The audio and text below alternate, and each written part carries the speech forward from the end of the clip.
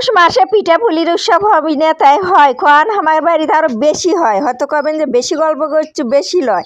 আমার বাড়ির মানুষজন এতই পিঠা পায়েস পছন্দ করে যে 3 বেলা যদি দেন আমার আব্বা 3 বেলায় ভাত না খায় এগলেই খাবে। আর সবচাইতে মনের একটা শান্তি লাগে একটা জিনিস করে যখন সবাই স্বাচ্ছন্দ্যভাবে খায়, সেটা খুব মনের একটা তৃপ্তি লাগে।